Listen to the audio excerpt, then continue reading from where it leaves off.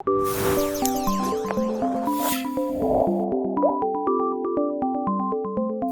name is Comfort Mussa.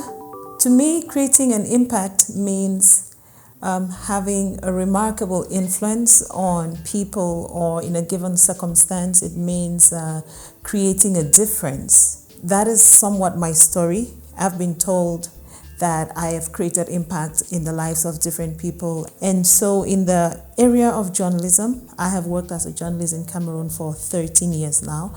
I've always been concerned about the lack of minority voices in mainstream discussions.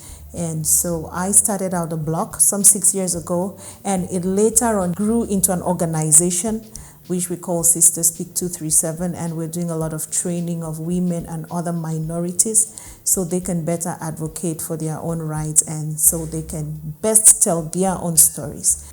In 2014, my dad had a stroke, which has left him with mobility challenges. He became a person with disabilities, and I came face to face with the realities of what it means to be a person with disabilities and the challenges that persons with disabilities face. That has become an area that I want to make a difference in.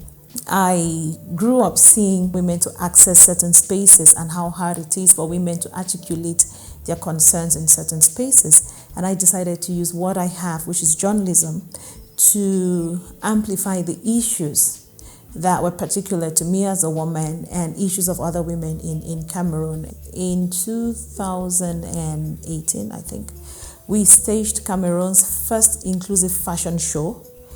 And on the runway, we had about 20 women. We had about 20 women with disabilities from all the regions.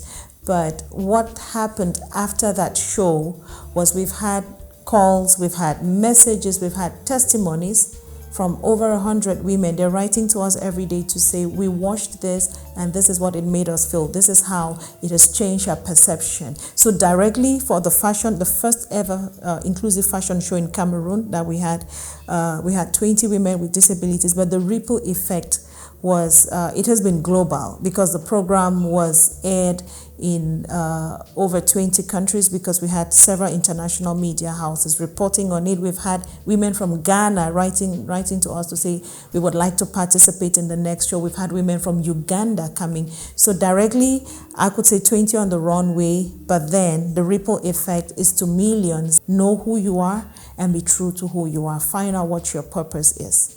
A purpose-driven life is a life of impact.